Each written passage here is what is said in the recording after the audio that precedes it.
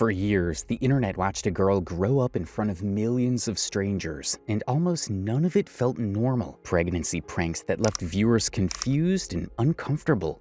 A leaked audio recording that exposed a secret abortion when she was just 14. Do this at this age. I'm letting you do that.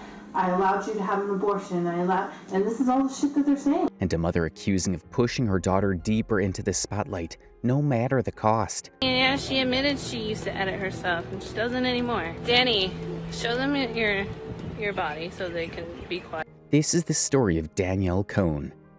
Had an abortion. Yes, I did have an abortion. Y'all. Guess what? You still have 3 years until you're 18. I can control you for 3. Including my adopted brother, I'm sure you guys all know him, that have claimed that they have been actually assaulted by Michael Weist. And I didn't believe it. My dad he definitely would drink a lot of alcohol. He would smoke a lot of marijuana. Back in 2016 and 17, she was everywhere. On Musical.ly, Danielle wasn't just another kid posting lip-sync videos. She was one of the platform's biggest stars, pulling in millions of followers, while most creators were still figuring out how the app even worked. But from the very beginning, something about the story didn't add up. Almost immediately, the internet began arguing about one thing: her real age. Some believed Danielle was the teenage influencer she claimed to be. Others were convinced she was much younger than the internet was being told. And that debate would spiral into something far darker. Oh, it's messy. That first year we were dating, the whole time she was 12 years old and I had no idea. None of us knew. I had no idea. Over the years, Danielle's online life became a non-stop cycle of viral controversies, public relationships that played out entirely online, breakups, new boyfriends, and accusations that her personal life had become content. Then there were the pregnancy pranks, shocking announcements that went viral across social media, despite the fact that Danielle herself was still a minor. And just when it seemed like the situation couldn't get any more disturbing, a leaked audio recording involving her mother, Jennifer, would send the internet into a meltdown, appearing to reveal that Danielle had undergone an abortion while she was around 14 or 15 years old. Until I literally faced the consequences of getting pregnant and having to get an abortion. But the controversy didn't stop there. Years later, the same girl who started as a child star on Musical.ly would prove what many saw as inevitable, this time by joining Playboy's subscription platform, Centerfold. And for many people watching from the outside, it felt like the final chapter in a story that had gone off the rails long ago. So how did a kid lip-syncing on Musical.ly turn into one of the internet's most controversial teen influencers? And how much of it was actually her choice? This is the truth about Danielle Cohn. What the hell is this? I just feel like maybe they should be connected. Overprotective boyfriend. However, to understand the story of Danielle Cohn, we first need to look at her life before the fame, the events that shaped her into the teen influencer the internet knows today. Danielle Haley Cohn was born on March 7, 2006 in Florida, USA. Although for many years her birth year remained a topic of major controversy online. At different times, she claimed 2004 as her birth year. Birthday. This isn't true. March 7, 2006?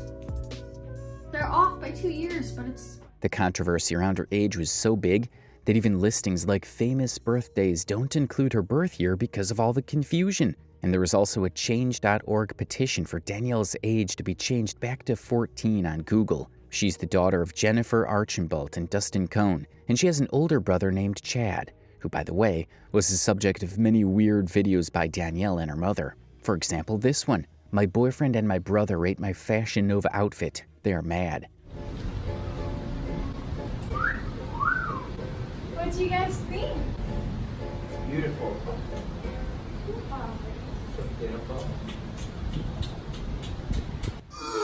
You look like if a cheetah was left in Chernobyl. What's Chernobyl? Yeah, what I mean, yeah. Also, there are video compilations on YouTube of her brother being treated like absolute trash. Louis Vuitton. I'm nervous. Underwear? Are you freaking serious, Mom? You got underwear? Oh my god, that's crazy.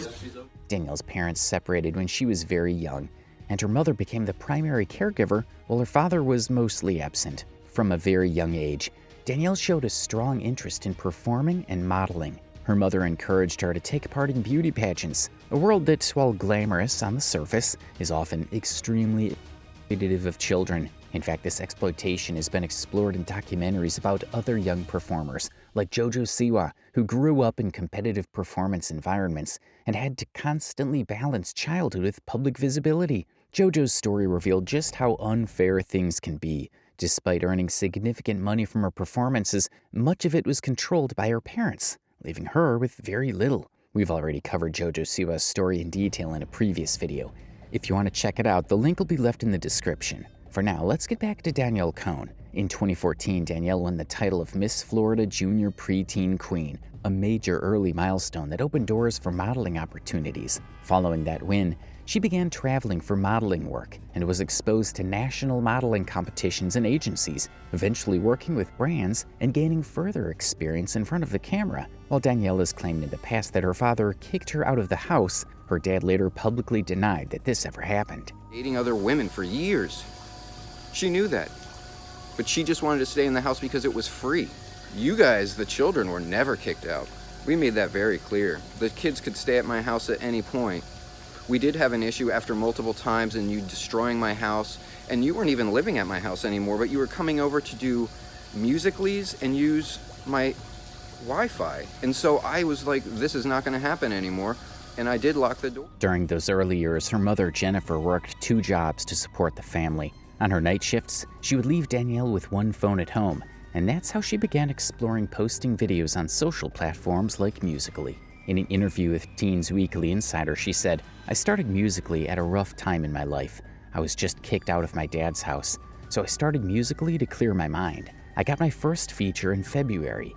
Then I was crowned in March at 150K and have been growing ever since. I have 46 features and close to 4 million followers. Musical.ly has changed my life." Back in 2016, most people had never heard of Musical.ly. On the surface, it was just an app where kids could lip-sync to songs and post short videos. Parents and outsiders didn't understand it, but for teens, it was a fast track to fame, a place where a single video could explode overnight and turn anyone into an internet star. For Danielle Cohn, Musical.ly wasn't just a platform, it was the launchpad for her rise. As the app grew into today's TikTok, Danielle quickly learned how to capture attention, create drama, and build a following, all while the world watched a child navigating a space adults barely understood. In short, Danielle's rise did not begin with a planned internet strategy.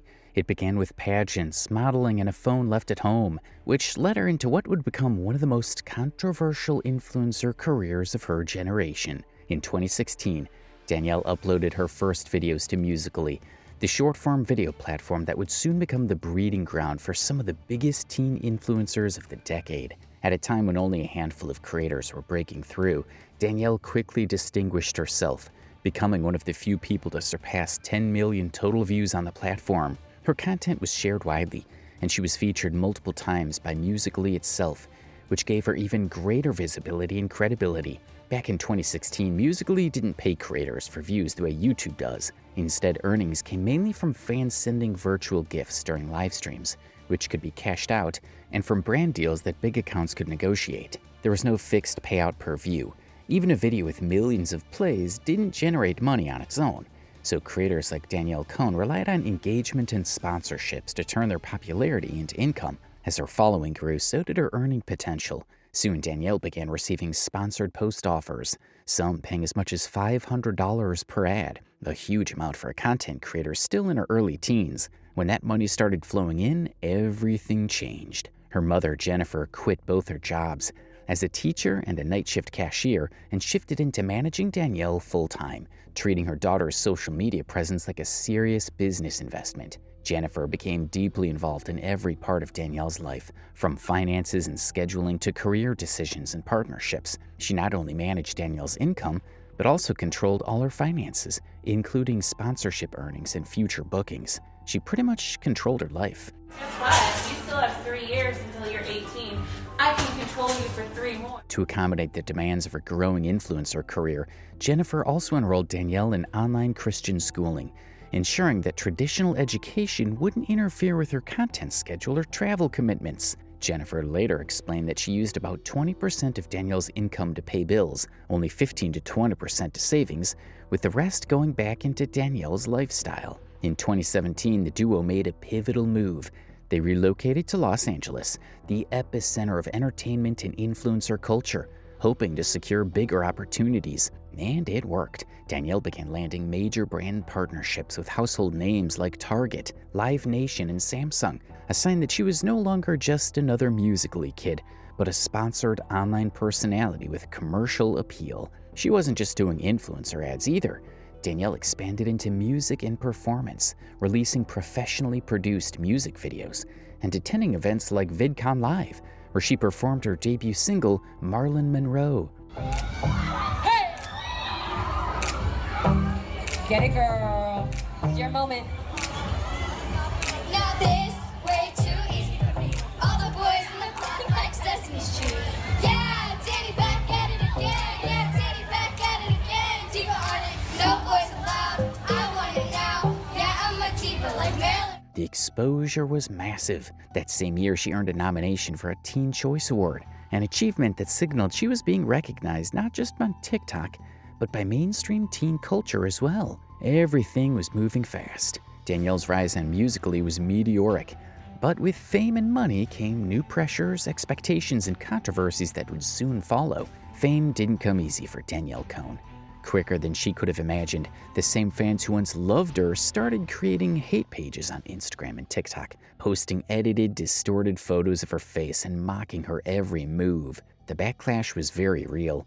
People criticized everything from her appearance to her personal life. Her music, including popular tracks like Marilyn and Somebody Like You, faced heavy scrutiny. Critics said her voice was weak, heavily auto-tuned, and didn't live up to the hype, turning even her creative work into fodder for ridicule. There's actually a website called Horrible Music Wiki, which refers to Danny's music as absolutely horrid and overly auto-tuned. There are also YouTube compilations comparing her original and auto-tuned voice. I should have a party, I'm thinking. Musically out of my head when I finish. Everybody wanna copy what I'm swag, even on my hoverboard. I should have a party, I'm thinking. Musically all in my head when I'm dreaming.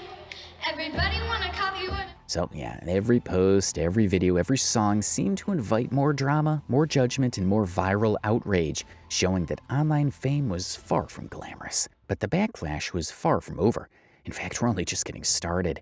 One of the first things Danielle faced criticism for was the way she dressed. Her videos on TikTok and Musical.ly became increasingly revealing, with outfits that many said were far too mature for someone her age. Bikini photos, provocative poses, and suggestive content became a recurring theme, and that was just the beginning. Even more shocking was her mother's role. In an old video, Jennifer Archambault reportedly encouraged Danielle to show off her body, telling her to flaunt herself for the camera, a moment that viewers called absolutely revolting. Yeah, she admitted she used to edit herself, and she doesn't anymore. Danny, show them your body so they can be quiet. Many of these clips, still available on Danielle's channel nearly 6 years later, show her at no more than 14 years old, performing for the camera in ways that sparked massive outrage. The content didn't stop at fashion. Danielle created haul videos, often featuring her boyfriend reacting to her outfits, which content critics called too inappropriate for her age. I don't know. I just feel like maybe this should be connected. That would be cute. Yeah. Other videos included bikini try-ons with friends, kissing her boyfriend in front of others, pregnancy pranks, and clips showing her mother going through her phone. And the kicker, most of this was sponsored content. Every provocative haul, reaction, or prank wasn't just for clicks. It was a carefully monetized setup designed to turn Danielle's teenage drama into income. For example, this video titled Target vs. Walmart swimsuit haul, intense results. There's a picture of Danielle with her body covered with text and a winky face emoji in the thumbnail. If you actually look at the video description, you'll see it was sponsored by a brand called Bang Energy, which appears to be an energy drink company. But here's the shocking part. The video was posted in 2019 when Danielle was just 13 years old. It's hard to believe that a real brand was paying a child that young to promote their product through a bikini haul video, complete with a suggestive thumbnail and a clickbait title designed to get maximum attention. The fact that this content was sponsored and monetized at such a young age is nothing short of outrageous, and it sparked outrage across social media. However, one of the biggest controversies surrounding Danielle Cohn has always been her age. Danielle claimed she was 2 years older than she actually was, but evidence quickly cast doubt on that story. Yearbook photos from 2016 to 2017 reportedly show her in grade 4, suggesting that she was much younger than her online persona implied. These pictures were posted by a Redditor who claimed to have been in the same grade as Danielle in 2016. Other creators who knew her personally, like Mads, who has known Danielle since she was 9, have said that her age was always confusing. She said that Danielle looked at her mother to even answer what grade she was in, and also that she had been to her 16th birthday twice. We need to talk about. Thoughts on Danielle Cohn? I've known Danielle Cohn. Let's just put this out. I'm done. Let me just put this out. I've known Danielle Cohn since I was, 11? I met her when she was 9 years old. She's lying about her age, 100%. Oh my God. That's about it. I met her. You didn't have to air her out like that. We were in New York, and she turns, and she looks at, we were on live, and she looks at her mom, and to see what age or class she's supposed to be in. And she was like, I'm in 7th. No, I'm in 6th. I'm in 6th. I was like, oh, boom, done. And I met her at a certain age, and then she just jumped 2 ages. And I was like, oh, this is nuts. Mads and I went to her 16th birthday twice. Yeah. She's definitely... You had 2 16th. Wait, she had 2 16th Yes! birthdays? Yes! Notice how she That's wasn't actually driving hilarious. supposed to because she told everybody her mom would just drive her around. It's because she couldn't have a license because she wasn't 16 yet. That's actually hilarious. Now she's 16, yes, but... She's only... Other pieces of evidence also began surfacing online. Girls who had done cheerleading with Danielle when she was younger later shared old photos from that time, claiming that Danielle would have been around 13 years old in 2019. Adding to the mystery are old videos from her mother Jennifer's YouTube channel dating back to 2012 when Danielle was only 6 years old. The video was uploaded on June 23, 2012, and the description reads, "My little 6-year-old daughter singing karaoke at the Yogi Bear campground. She's singing Twinkle Twinkle Little Star." Now let's do some simple math here. If Danielle Cohn was actually born in 2004 as her mother Jennifer claimed online, she would have been 8 years old in 2012. But the video description clearly states she was 6 at the time, which places her birth year closer to 2006 instead. That timeline also lines up with the yearbook photos from 2016 to 2017, which show Danielle in grade 4. In addition to this, there have been several other indications as well. For instance, during one live stream, Danielle accidentally fumbled and seemingly revealed her real age.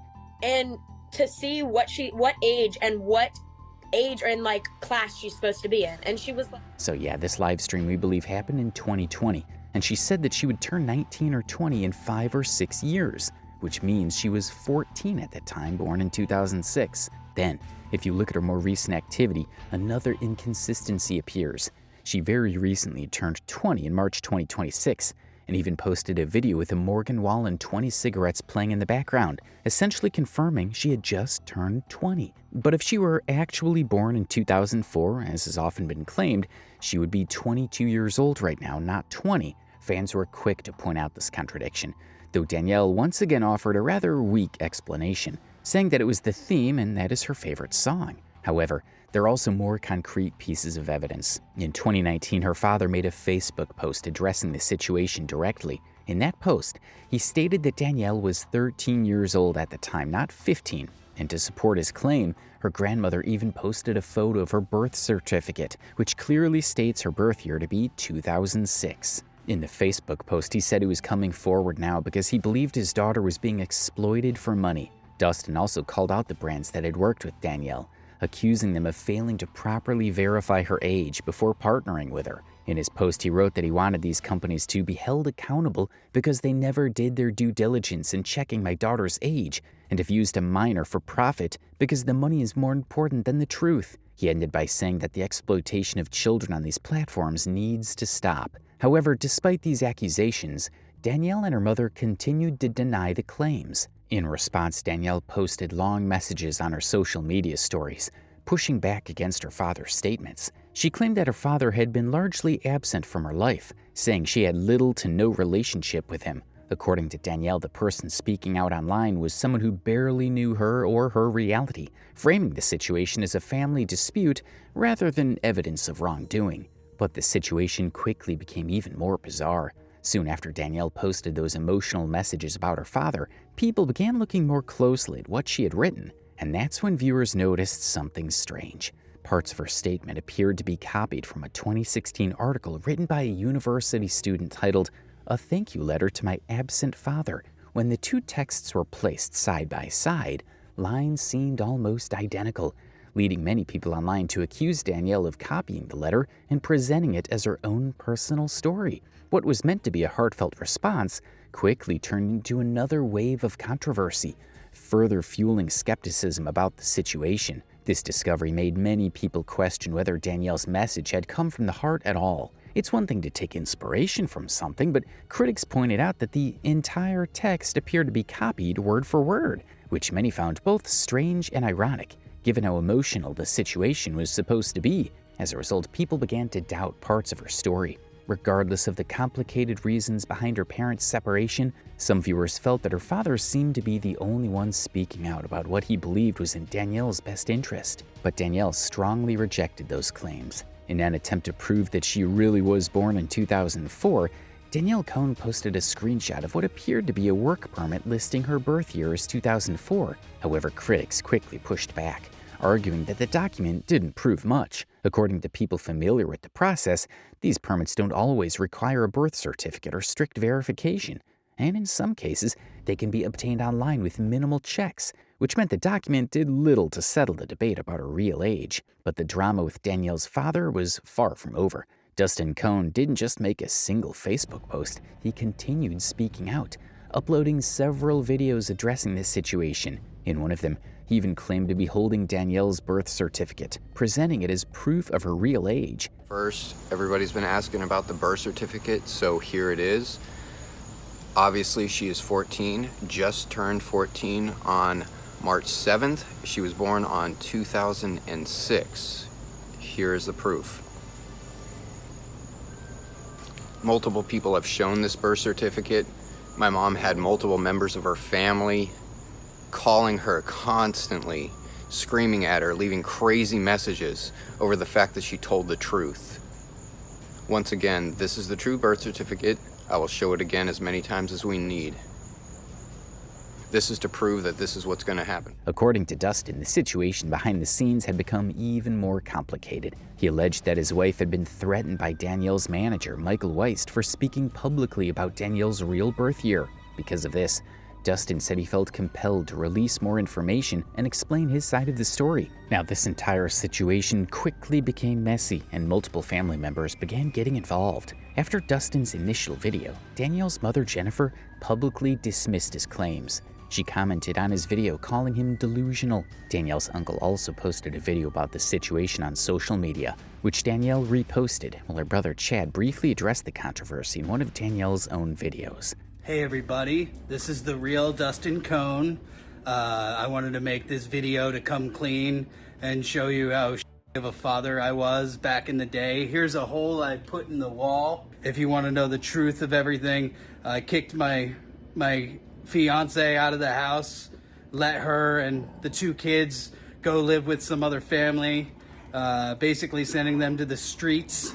But I want to be honest, and I'm going to start sharing the truth from here. But not once did he come to any one of our football games, Danny's cheer games, one of her pageants. He never supported her. This is the hotel room, and September 19th, 2015, he sends Matt a message apologizing for how he treated my mom, Matt's sister, and him that night. Soon after, Danielle released a video of her own titled "The Truth About My Dad." In it, she described a difficult family environment, claiming that her parents used to fight frequently and accusing her father of drinking, smoking, and even kicking her out of the house at one point. My age, I know all of that, so it shouldn't matter to you guys. You can't pick up the phone and call me and say what you need to say. Like, I don't have your number blocked. I would never block your number.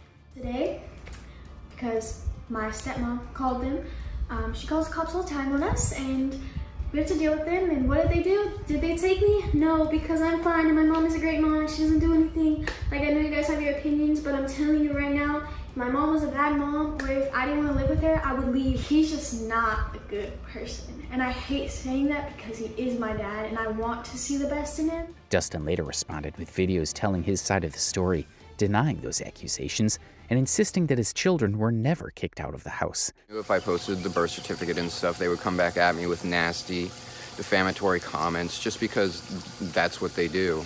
Danielle could probably make the same amount of money and live the same way, and they could still all have their same freebies they get if she just acted like a 14-year-old, or at least dressed properly. I haven't got to see my daughter in a year because I was dating other women for years. She knew that, but she just wanted to stay in the house because it was free. You guys, the children, were never kicked out. We made that very clear. The kids could stay at my house at any point. We did have an issue after multiple times and you destroying my house, and you weren't even living at my house anymore, but you were coming over to do Musical.lys and use my Wi-Fi. And so I was like, this is not going to happen anymore, and I did lock the door. So yeah, what started as a debate about Danielle's age had now turned into a very public family conflict, with both sides sharing completely different versions of the truth, and millions of people online watching it unfold. Beyond all of this, more pieces of supposed evidence began circulating online. Some users even claimed to find old photos of Danielle's mother from the day she gave birth, where the hospital wristband on her hand appeared to show a date pointing to 2006. Other photos taken shortly before the birth also seemed to display timestamps from that same year. For many people following the drama, these images only added more fuel to the argument that Danielle Cohn had actually been born in 2006, not 2004 as had been claimed online. Now, at this point, the age debate is largely settled. Most people today believe that Danielle Cohn was not actually born in 2004,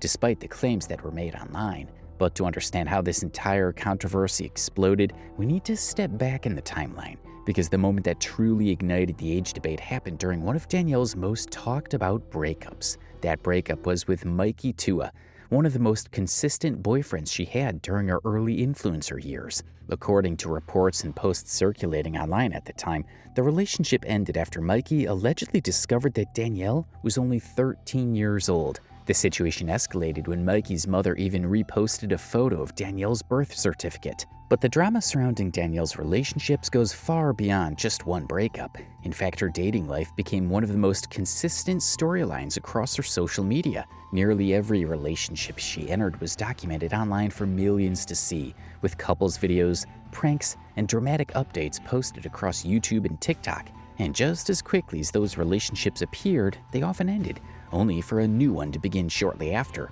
So while it's impossible to cover every single breakup and patch-up, we're going to focus on the most notable and controversial ones. There are reports and social speculation that Danielle was dating as young as 10 or 11, long before most people knew her name. During the early phase of her Musical.ly fame in 2016 to 2017, she was linked to several young boys, including Nelson Aguilar, Richard Ortiz, Jaden Price, and Owen Bodnar. There were even rumors of a short romance with Cole Collodi in 2017. For the record, Cole's birthday is March 8th, 2001. So in 2017, he was 16 and Danielle was just 11. Yeah, you heard that right. However, her first more consistent and widely publicized relationship came in late 2017, when she started dating fellow social media personality Sebastian Tepetti. The two were frequently seen together in public and online content throughout late 2017 and early 2018, before their relationship ended in mid-2018. As for their ages, Danielle was somewhere around 11 to 12 years old, and Sebastian, born in 2000, was 17 years old. And then there's the relationship that truly captured the internet's attention. It began in June 2018 with influencer Mikey Tua. Danielle and Mikey had become one of the platform's most visible couples, posting videos of pranks, couple challenges, and even a fake pregnancy and marriage stunt that drew huge attention and criticism. Their on-again, off-again relationship lasted until the end of 2020, with multiple public breakups and reconciliations that kept fans glued to their content. As for Mikey's age, he was born in 2002. So when Danielle and Mikey started dating in 2018, Danielle was 12 and Mikey was 16. Between these periods with Mikey, Danielle was also linked to Ethan Fair from 2019 to January 2020, a fellow TikTok creator who she had known since her Musical.ly days.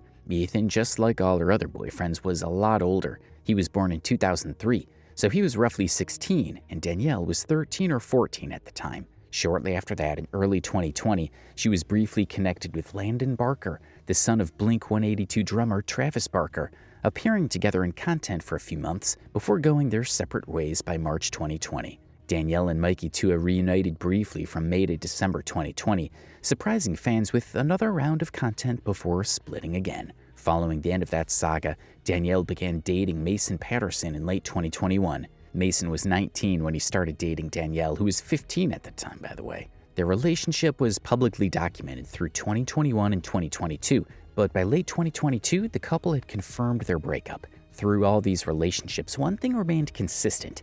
Danielle's personal life was always content. Now, we're sure you guys can forgive us for leaving out some of the smaller breakups and short-lived flings here and there. After all, that's not really what today's video is about. But there's one relationship drama that we do want to cover in detail, the one between Danielle Cohn and Mikey Tua. Their relationship became one of the most publicly discussed and chaotic storylines of Danielle's career. And the reason we're focusing on it isn't just because of how messy it was or because there seemed to be other boys involved at different points in time. We're talking about it because Mikey later came forward publicly, speaking about the relationship and claiming that Danielle's mother, Jennifer, had also tried to control aspects of his life and career during that time. I was more than fine financially. But Jen can be controlling with that. And then sometimes she would put the kids in situations where she doesn't buy groceries for the house. And I know this sounds really silly. No, she does not. So there's nothing in the house, okay? Because what I was witnessing was abuse. But they never ended up getting to Dustin's house. How did Jen... But before we get into that part of the story, we have to talk about one of the most bizarre influencer scandals of the late 2010s. The pregnancy and marriage stunt. In April 2019, while Danielle and Mikey were dating, Mikey posted a photo on Instagram showing him kissing Danielle's stomach. And yes, according to the timeline, most people believe today Danielle would have been around 13 years old at the time. On April 11th, Mikey even posted this tweet, which people believed was the expected due date. The situation quickly escalated into a full-blown spectacle. The couple began posting a series of YouTube videos, turning this story into a multi-part narrative where they claimed Danielle was pregnant and that the two of them were planning to get married in Las Vegas. They even staged a gender reveal party, documenting the entire process online for millions of viewers. Hey guys, it's Danielle here, back with another video. I'm currently at my gender reveal party and my best friend is here. She came to support me through this. She supports my pregnancy. I'm so excited. Yeah, so we set it all up. It's all cute for our little baby. Mike is upstairs getting ready. And as unbelievable as it sounds, they didn't stop there. The couple went as far as documenting a trip to Las Vegas, presenting it as their wedding journey and filming the entire event as if it were real. Welcome to Las Vegas. Welcome to the Little Vegas Chapel. And welcome to a celebration of love and friendship and commitment. First thing I'm going to do is I'm going to ask you, Mikey, you take Danny to be your best friend forever, to have, to hold, and to cherish from this day forward. For viewers watching at the time, it was shocking, confusing, and deeply controversial. And it would later become one of the most criticized stunts in Danielle Cohn's entire career. In the end, the entire pregnancy and marriage saga turned out to be fake. After weeks of videos, speculation, and online drama, the couple eventually posted an apology, saying that pregnancy is not something to joke about and that they had taken the situation too far. Hey guys, thank you so much for watching this video. We hope you guys all were entertained by it. We didn't mean to offend anyone. If you got offended or if you looked at it in a wrong way, that's definitely not what we were trying to do. We were just trying to make a fun video. Also, pranking our parents, pranking you guys. Just a fun thing. We've always seen pranks on YouTube and we were just like, we thought it would be fun to prank you guys. We definitely didn't think that it was gonna go as far as it did. We thought maybe just our YouTube followers would see it. But then we were just kind of like, we wanted to post it on Instagram. We were like, let's make this into like this huge prank with like episodes. Like I said, we did not think it was gonna go this far, but it ended up going this far and we hope that it was a good prank for you guys and you guys enjoyed it. Yeah, we definitely hope that you guys were entertained by this. And with that being said, we do understand that we have a younger audience, and teen pregnancy is something that we don't take lightly. But many viewers felt that this outcome was exactly what the whole stunt was designed to achieve: attention. And according to critics, the blame didn't fall entirely on Danielle herself. Much of the criticism was directed toward her mother, Jennifer Archambault, who many believed had been working behind the scenes the entire time, enabling and possibly even encouraging these kinds of ideas. In fact, Jennifer later defended the whole Las Vegas marriage storyline, claiming that it wasn't a publicity stunt, but simply a promise that the two teenagers had made to each other. Critics, however, found that explanation hard to believe, especially since the entire situation had been broadcast online as if it were a real wedding, complete with a pregnancy involving a 13-year-old girl. But the strange dynamics in this relationship didn't stop there. During the time Mikey Tua was dating Danielle, he was reportedly estranged from his own family. At one point, he even went live on social media and made several accusations about his mother. And then I wasn't with her for a year. I turned 18 and got back with her. Hey, that was the wrong time to get back with Yeah. her. He actually flew to another state under a different name. Did you really? Yeah. Jesus Christ, Mikey. The other parent involved helped that. What I was doing, my actions weren't good. And I mentally, wasn't there to, notice that. Later, Mikey's mother appeared on podcasts discussing the situation and claimed that Danielle's team and her mother had wanted Mikey constantly around filming content. He gained From 30 to... 300,000 followers. There had to be flags that about this industry, about this culture, this space. What were some of those? What were your initial thoughts in that moment? I noticed that, Danielle had to have a boyfriend and that they were always together. I thought that was strange. And then I thought, I didn't see Danielle ever with a lot of friends. She also alleged that Jennifer had even booked plane tickets for Mikey without his parents' permission, so he could travel and continue making videos with Danielle. Birthday, and I was told that Jen got his ticket for him under Mikey Archambault.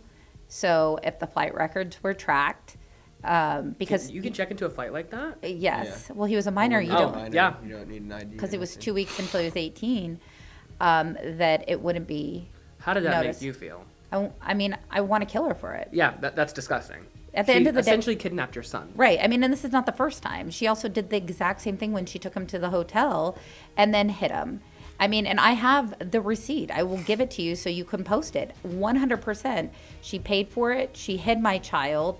I think I've seen it. Yeah. Yes. There's no. I'm not making this up. You can't make this stuff up. Would you say that you were? Altogether, the situation became increasingly messy and uncomfortable to watch unfold online. Throughout all of it, critics argued that Danielle's mother appeared unbothered by the increasingly controversial situations her daughter was involved in, including relationships that people believed had questionable age gaps. Some even hid Danielle's real age from the boys she dated. Adding to the controversy, a woman who claimed to be Jennifer's close friend later said in a podcast that when Danielle was around 10 years old, Jennifer already believed that having a boyfriend would help Danielle stay popular online and create more content. According to that claim, Danielle's social media presence became heavily tied to whichever relationship she was in at the time. Red flag started with me when Jennifer said that her daughter needed to have a relationship at 10 years old. Even more disturbing allegations circulated online, with critics claiming that Danielle, while still underage, had been allowed to sleep in the same bedroom as her boyfriend inside the family home. Oh, Ethan and Danny have the master bedroom. Even Ethan's family were like, yo, Ethan, come upstairs. And Jen is like, no, they're fine. I'm going to be down here. For many viewers watching from the outside, the entire situation raised serious questions about boundaries, parenting, and the pressures of growing up as a child influencer in front of millions of people. Now, moving on, we also need to talk about another recurring issue that followed Danielle Cohn throughout her internet career: the accusations of taking content from other people. The essay she once posted for her father wasn't the only controversy of that kind. Over time, people began noticing that Danielle had a habit of borrowing ideas and content from others, and one incident in particular caused a major backlash online. This time, the controversy involved a song connected to the well-known R&B artist Ashanti. Danielle released a version of a song that strongly resembled one associated with Ashanti. She promoted it across her social media accounts and tweeted about it multiple times, referring to it as her song. And she didn't only promote it as her song, but she also capitalized it by selling merch related to the song. The problem was that many listeners quickly noticed that Danielle's version sounded almost identical to the original, with the lyrics being word for word the same, and only small differences in the instrumental beat. As a result, people online were quick to call it out. Critics pointed out that Ashanti wasn't properly credited when Danielle first promoted the track, and the situation looked even worse because Danielle had been presenting it publicly as if it were her own original release. The backlash grew quickly. Eventually, Danielle addressed the situation in a video. In that response, she clarified that the song was not actually hers and that the original belonged to Ashanti. Hi guys, so I just want to clear this up. I did not steal Ashanti's song or take it from her. She's one of my favorite artists and I wanted to remake her song, which is what I did. I did a cover. Many people do it, so I don't really know why I'm getting hate for it. I just wanted to remake one of my favorite songs, so if people could just stop saying that I took her song when I didn't. I even gave her credit and everything, so yeah, just stop, because obviously you don't know what you're talking about, so yeah, bye.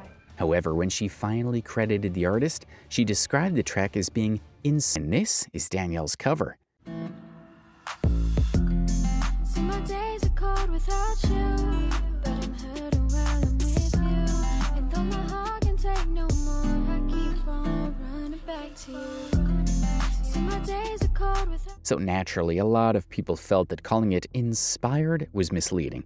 To them, it looked less like inspiration and more like a poorly credited cover. And the situation looked even worse when people began checking the credits more closely. If you go to the credits listed under the YouTube upload of the song, the only names mentioned were Danielle Cohn herself, her producer Blake Brown, and the company she was working with at the time, All Star Music Group. There was no mention at all of Ashanti anywhere in the official YouTube credits. That absence raised even more questions online, because without proper crediting in the official listing, it would mean that Ashanti wouldn't receive any share from the YouTube monetization tied to the video. On top of that, Danielle was also promoting merchandise connected to the song, which again did not reference Ashanti. For critics, this made the situation look less like a simple misunderstanding and more like an attempt to package and sell the track as an original release, despite the song clearly originating from another artist. At the same time, many critics also pointed out something important. Danielle herself was still very young when all of this happened.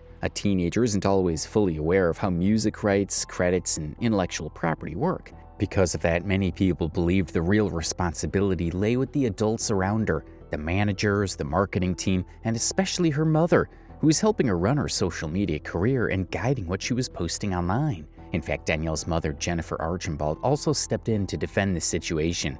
Jennifer claimed that the team had already received permission from Ashanti to release the track. She even posted a tweet saying that the song had been licensed by Ashanti's team. However, that tweet was later deleted, which originally read, "We got a license and went the right way, and Ashanti and her team will get their royalties. I am sickened at the amount of crap these people on the internet put her through. She is out here living her dream, and to have adults and kids attack her this badly." However, the fact that the song is no longer available on Danielle's official YouTube channel says a lot about whether the proper licensing actually existed in the first place. If permission had truly been secured, there would have been little reason for the track to quietly disappear later on. For many critics, this only reinforced the belief that the situation had been mishandled from the start. In their eyes, it looked as though Danielle's mother, Jennifer, had taken the song and pushed her daughter to promote it as if it were her own release, despite the clear connection to Ashanti. But while this controversy was unfolding, it wasn't the only thing people were talking about. Around this time, Danielle Cohn was at the absolute peak of her internet fame. Practically every online outlet, drama channel, and commentary page seemed to be discussing her, whether the coverage was positive or negative. And despite the constant controversies, the adults involved in managing her career didn't seem particularly concerned about the negative attention. As long as Danielle remained a trending topic, the publicity kept her name circulating across social media. But the nonstop attention also appeared to affect Danielle herself. Online, she often presented herself as a sweet and bubbly influencer, but several fans who met her in real life during that period claimed they had a very different experience. In 2019 and 2020, Danielle attended and performed at the social media convention Playlist Live, where influencers meet fans and participate in panels and meet and greet sessions. Some fans who interacted with her there later posted online saying that she came across as rude, dismissive, or uninterested during those encounters. A few even shared detailed posts describing their experiences meeting Danielle in person. Fans are coming out on Twitter with reports that Danielle Cohn was rude to the fans who approached her. Apparently, this kind of behavior is pretty normal when she meets. In addition to that, several people who attended the event also commented on her stage performance, saying it felt awkward and uncomfortable to watch.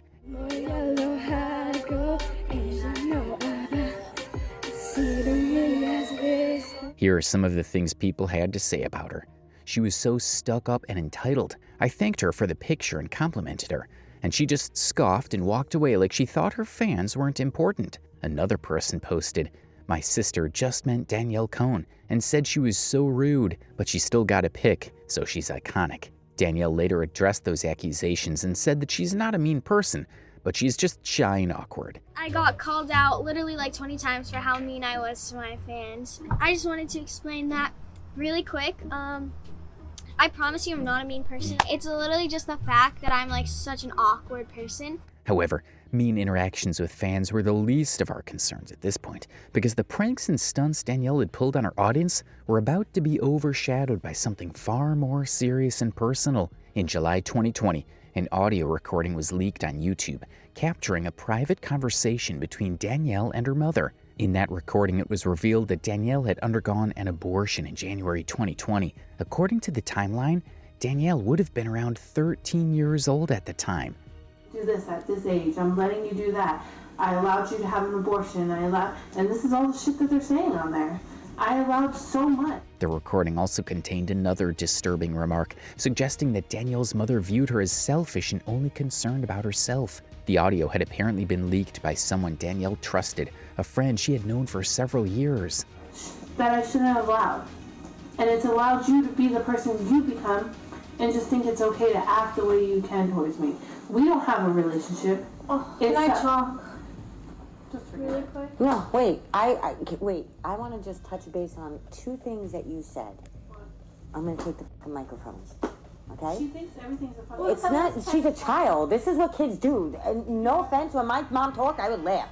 It's so fucking funny, and I get slapped in the face.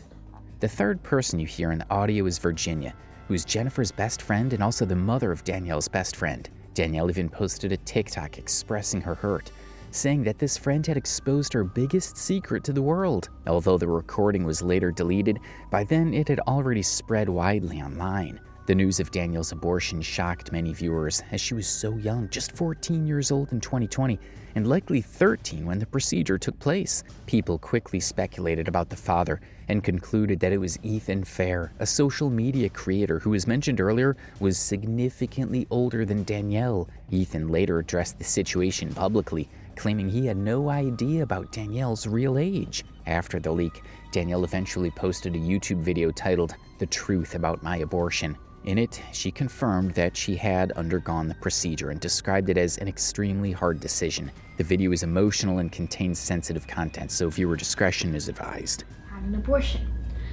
Yes, I did have an abortion in January, and I figured that it would just be best for me to come clean about it because... In the video, Danielle explained that initially she had been against abortion, but given her circumstances, she felt it was the only option. She emphasized that carrying a pregnancy to term at such a young age would have been heartbreaking and impossible. Before I had this done, I was against people that had an abortion. And I know I'm probably gonna get hate for saying that, but I was against it. I never understood why people needed to get abortions. I never understood what the point of it was until I literally faced the consequences of getting pregnant and having to get an abortion. In the video, Danielle also spoke candidly about how painful the entire experience was. She revealed that the person she was with the night it happened, the father, left her completely alone, leaving her to go through the process by herself. For someone so young, facing something so personal and traumatic without support added another layer of difficulty, and Danielle described it as emotionally and physically devastating. The second pill, when I say I've never had worse pain before, it was the most painful thing ever. And not only just like actual pain, it was like mental pain too. Like I was so sad at the fact that I even had to do that. And also, like I said, going through it alone, I mean, like the other person just didn't support me at all. Like he He didn't want me to have it. He wanted me to have an abortion, but he did not support me at all. Like, the way I got treated during this, I was mind blown. I literally remember saying this. I was like, wow, I thought guys only acted like this in movies. I didn't know guys could be so cold-hearted about this kind of stuff, and they are. While Danielle has faced criticism for many aspects of her life and career, it's baffling to judge a girl who's only 13 years old going through an abortion. The real responsibility, many argue, lies with her mother, Jennifer, who had allegedly exploited Danielle's fame and forced her to expose her body and personal life to thousands of people. As Michael Weist later revealed, Jennifer reportedly had over 30 CPS cases against her, yet Danielle continued to be exploited. For many observers, this is a truly heartbreaking situation, highlighting the extreme pressures and risks faced by young influencers like Danielle. However, the drama wasn't over. Besides Danielle's mother herself, there was another person heavily involved in her exploitation, her manager, Michael Weist. Before diving into their story, it's important to understand who Michael Weist is. He's a highly controversial figure in the influencer and social media world, known for managing young internet personalities and for funding TanaCon through his company Good Times. TanaCon, marketed as an alternative fan convention to VidCon, ended in chaos. Fans were left stranded without proper accommodations, events were canceled, and it became widely regarded as a disaster in internet history. There's a whole documentary on everything that went wrong with TanaCon, so if you're interested, you can check it out. However, this reputation, coupled with allegations of poor judgment in handling young creators, has made Weist a polarizing figure. Danielle's relationship with him was also far from smooth. Weist had been involved in managing her projects, brand partnerships, and sponsorship deals, but over time, tensions grew. In August 2021, Danielle uploaded a video addressing the issues she had experienced with her manager. In her video, Danielle took a moment to address the ongoing drama surrounding her manager and how it impacted her career. She made it clear that she did not trust managers because of her past experiences.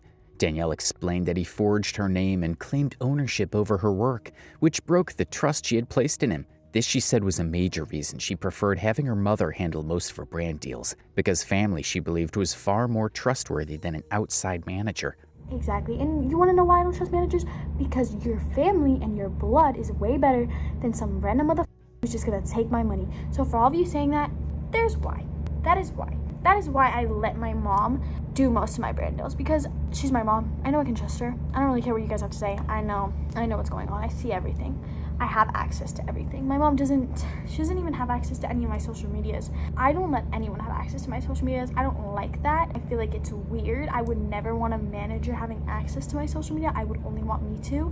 I don't care about it. My mom literally helps me out with some brand deals. You know, she helps me negotiate them, stuff like that. But this was far from over, because as you all know, Michael Weist is a pretty petty person, and he pretty much sues all of his clients, so this wasn't going to be any different. In the back and forth that ensued, Danielle made serious allegations against Michael. She claimed that he sexually assaulted his adopted brother, interfered with her accounts, attempted to claim her social media earnings, and received valuable gifts from her boyfriend at the time, Mason Patterson. She also said he wanted to get Mason. Michael is gay, for context. There's been a lot of people, including my adopted brother, I'm sure you guys all know him, that have claimed that they have been sexually assaulted by Michael Weist. And I didn't believe it until I started seeing how he was with Mason and how he was with this assistant guy, because he was literally like trying to force them to be like. Then Michael posts on his story that Mason got him these earrings, which I had already known about. Mason told me he got them for him. And Mason got them, because, he was helping him out with some legal issues that Mason was going through. I'm not going to say it because that's Mason's business. But he was helping him out with them, and, he wanted to, Michael was very, very hesitant on Mason paying for the lawyer bills. He was like, no, I want to pay for them. So Mason was like, let me buy you something, He was like, his favorite thing's Cartier. Let me just buy him these Cartier earrings. It was literally nothing romantic. But Michael took it romantic, and he can say he didn't, but he did. Started claiming all my YouTube videos because he hacked my YouTube while he was in my house. Carlos, his little videographer, had edited some of my videos, so he had access to my YouTube. And they were posting Fuck You, the song Fuck You, they were posting it. Michael got access while he was doing that and started claiming all of my music and saying that it was his. and saying that he deserves all the money for it and stuff. He didn't even know me when some of those songs were made. Danielle also alleged that Michael misused his power and access, trying to control the trajectory of her career in ways she found exploitative. Michael did not stay silent. He publicly clapped back at Danielle's accusations, stating that she had actually sought access to her own accounts and that she had full knowledge of his management strategies. He added that Danielle would have no rights to certain properties or earnings by the time she turned 18, framing the conflict as a business dispute rather than a personal betrayal. Ultimately, Danielle was like a little sister to me, and I wanted to help her and protect her. Mason was like a brother whom I did everything outside of what a manager even should do. I shouldn't have to pay for legal fees. I shouldn't have to pay for all of these things to protect him, and get such a level of disrespect that is not only hurtful, but slanderous to my brand. And it affects my current clients whom, have to deal with a lot of these things. I know throughout, do business with her, I need to know her real age, blah, blah, blah. She tells me that she is 16 years old, to which, was concerning because we had this conversation about when she turns 18, what is she gonna do? So she told me that she is 16 and had just turned 16, and asked me to speak to Jen so that we could get access to Danny's emails, because at the time, Jen was handling all of Danielle's brand deals and such. So she had actually had me go in the room with her and her mom, and I felt very uncomfortable. I kept saying, this is not my place. This is, I'm here because Danielle has asked me to speak to you guys about this, to which Danny cried. I felt like a therapist more than a manager, to say the least. To add on, I just wanted to kind of give some more context into some specific things. While I was in LA with Jen and Danny, and while I was in Florida, and we were filming the documentary during Florida, I had begun to notice a pattern of behavior that was really not healthy. Jen saying things like, you should wear this bikini pic, or you should post this ass pic, or you should do this, essentially pimping out her daughter, and it made me feel very uncomfortable. I think Danny would look so cute with a nose stud. Yeah, that would be cute. But she won't do it. I already have like 12 piercings on my ears. Like I literally have 4 and then a cartilage. She went to get her tongue pierced with Desiree. They were supposed to be matching, and then she wanted to get her. Well, here's the thing: is she got her cartilage. When I got my industrial done, the lady said that because I was ready. Remember, I went up there and I was like, "Oh yeah, let's get mine done now," and she was like, "No, like I don't think it's a good idea." There were times in which she would say, "Oh, if you wouldn't have aborted your daughter, you would be on 16 and pregnant." I felt very, very uncomfortable. Jen would get phone calls and scream. I think we have a clip of Jen literally screaming about a lawsuit that they were getting. Tell me what is going on? How can you sue me for $100K? And while I was having fun in the beginning, it became very dark and very clear. So yeah, a lot of mud being thrown, receipts being shown. The tension came to a head during a trip to Nashville, where Danielle officially signed with a new manager, effectively ending her professional relationship with Michael. This move marked a significant turning point, but it did not resolve all issues.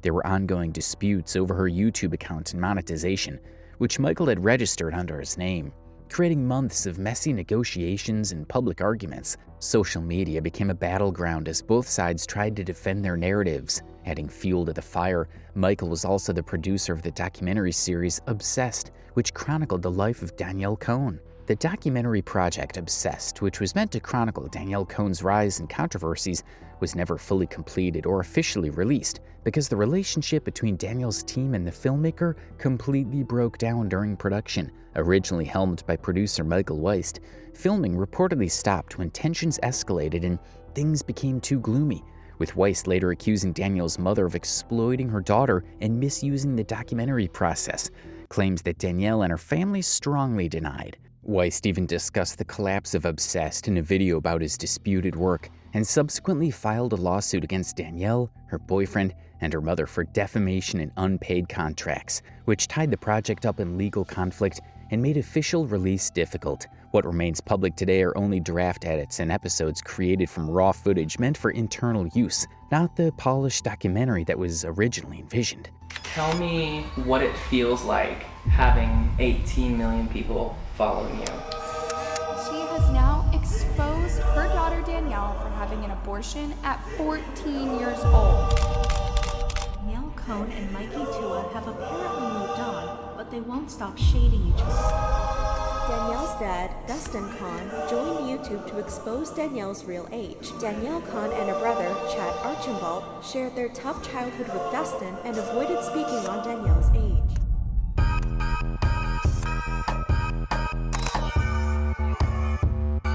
Hi, I'm Danielle Cohn. I have about 18.8 million followers. But again, this was not the end of it. Even after the Obsessed documentary fell apart, filmmaker Michael Weiss didn't stop trying to dig deeper into Danielle Cohn's story. Instead of giving up, he went on to release a 3-part interview series titled The Truth About Danielle Cohn, where he talked to people who had first-hand experience with her life behind the scenes, including her ex-boyfriend Mikey Tua and his mother Katie Tua, exploring their time with Danielle and what really went on during their relationship and rise to fame. This series, which dropped in 2022, featured candid interviews that showed a side of her life the public rarely saw, including how her family dynamics affected everything around her fame.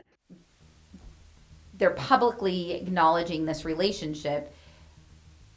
As an adult, we know that these relationships are likely not going to last forever. Like, Right. Let's be honest. Right.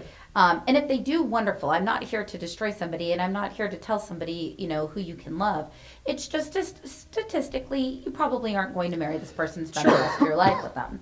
So I thought, gosh, I thought that was strange. And then I thought, I didn't see Danielle ever with a lot of friends. And again, Which probably seems strange. It did, because when I was growing up, I was always with my girlfriends. But arguably, the most revealing material came from an interview with Virginia, who was once one of Jennifer Cohn's closest friends and was filmed for what was originally intended to be part of Obsessed itself. In that interview, Virginia shared shocking details, including claims about Jennifer's past, the way she handled Danielle's relationships, and how she pushed her daughter into situations for online attention and profit. She even revealed that Jennifer herself experienced a teenage pregnancy and alleged that she encouraged Danielle to date for the sake of content, while also describing troubling household dynamics that painted a far darker picture of Danielle's upbringing than what was shown on camera. That are on social media, they could have a child picture and they're on there. There's grown men, we know it. Yeah. Danielle's on sex sites fucking with disgusting. Jennifer's email. But I think it's insane. I am going to talk to... Does she not spend more time trying to silence you than remove that stuff? Danny understands that her mom is a jealous person. And that's She what does it know is. that. Jennifer is jealous of her daughter and the relationships that she has. Yes. You know how disrespectful that Jennifer has talked about Jazzy, her mother, her Children. father? I've literally watched her shit talk like kids, and I'm like... 9 years old, 10 years old, because her mom kicked her out. You And can that was tell. because of not doing a musically. I've seen this woman slam her daughter's head, and I've said this before. I've seen this woman slam her daughter's head against the wall because Danielle was choosing not to do these musicals. Danielle would fight back, and her mom would be like, all right, we have to buy these outfits, we have to do this, we have to put makeup, we changed your hair. Taken together, these interviews showed that while Michael Weiss initially tried to position himself as someone who wanted what was best for Danielle, the adults around her, from managers to family members, often seemed to be driven less by concern for her well-being and more by the pursuit of fame and profit, leaving a narrative of a young influencer repeatedly exploited by the very people who were meant to protect her. However, as time went by, people started noticing that things were finally getting a little quiet for Danielle. Her social media feeds began looking a bit more tamed, and her views started to drop. In 2023, Danielle revealed that she was actually getting engaged to Brandon Lowe. She even explained how the two had met, which apparently was on social media. Danielle and Brandon talked online for a while, and then she uploaded a video of her prom dress shopping with him.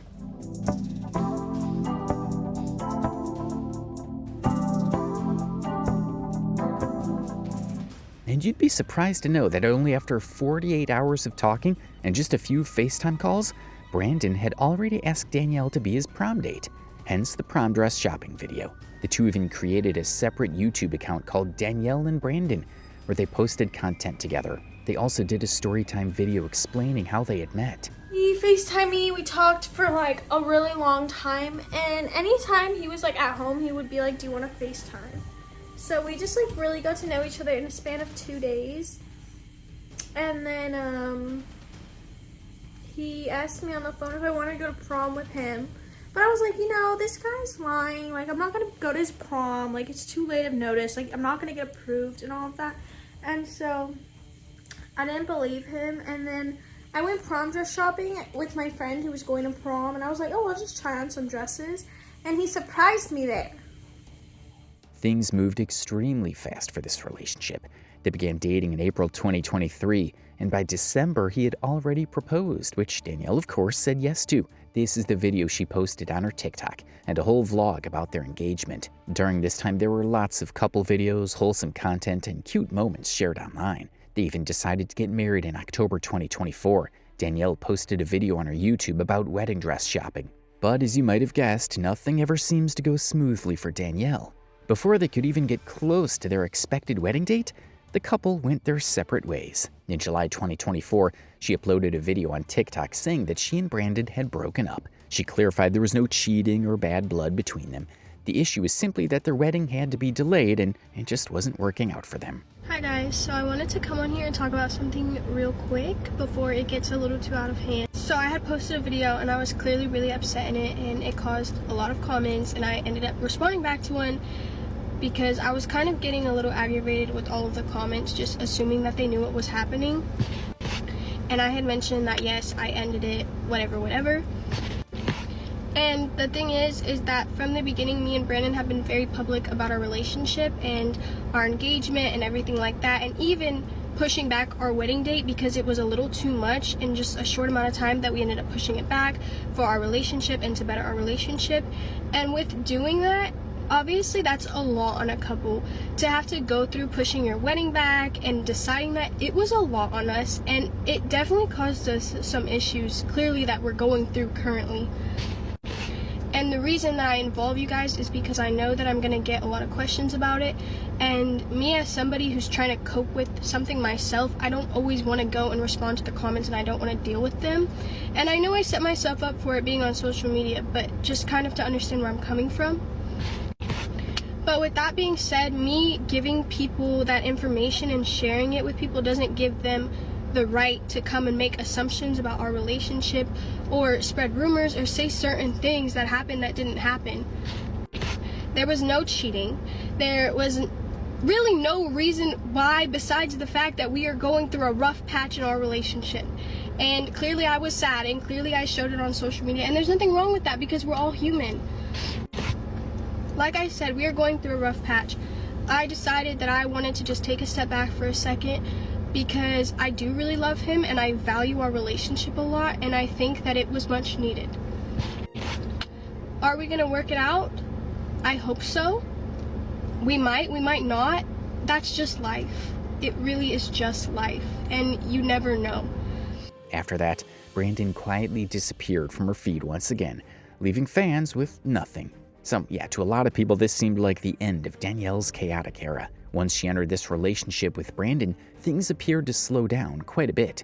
She was still making content, but nowhere near the same amount as before. If you go to her YouTube channel right now, most of her videos are over a year old, and the few more recent ones are very tame, mostly daily lifestyle content, vision board videos, and other calm personal updates. Along with that, her overall engagement and views also started to drop significantly. However, she was still very active on Instagram and TikTok, regularly posting updates about her life. But around 2024, when Danielle finally turned 18, a noticeable shift happened in her content. She began heavily promoting Playboy and Centerfold on her social media accounts. Centerfold, for those who don't know, is a creator platform launched by Playboy that allows influencers to share exclusive content with fans. Danielle started posting photos and promotional content with both Playboy and Centerfold tagged on her Instagram and TikTok pages. What caught people's attention, though, was the timing. This all seemed to happen almost immediately after she turned 18, which made many viewers wonder if she had simply been waiting until she had legally reached that age to start promoting this type of content.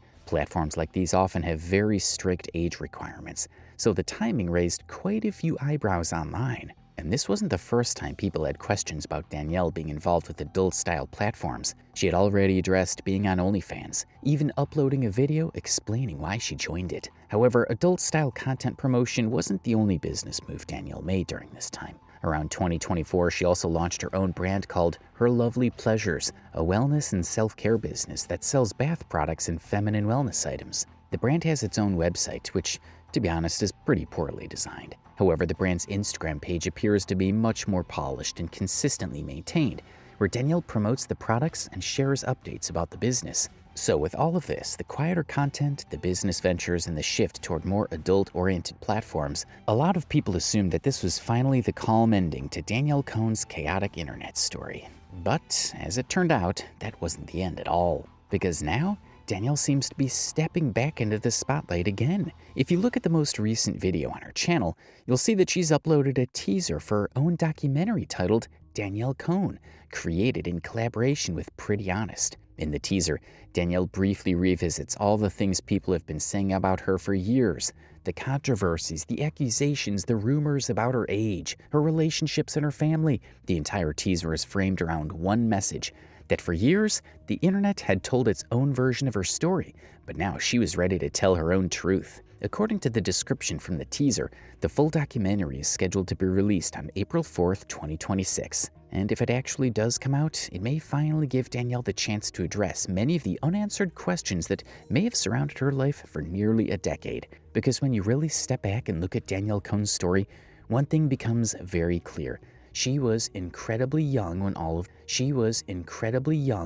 this started. A child who was pushed into pageants, a preteen who suddenly became famous on social media, a teenager whose life, relationships, and personal struggles were constantly broadcast to millions of strangers online. And through it all, the adults around her played a huge role in shaping what her life became. Many critics over the years have pointed fingers at Danielle herself, but the reality is that most of the decisions that defined her early career were not made by a child. They were made by adults who had control over her finances, her career, and often her personal relationships. And in many ways, Danielle became the face of something much bigger, a reminder of how dangerous internet fame can be when it happens to someone who is still growing up. Because at the end of the day, Danielle Cohn wasn't just an influencer. She was a kid who grew up on the internet. And whether the upcoming documentary will finally reveal the full truth about what really happened behind the scenes is something we'll have to wait and see.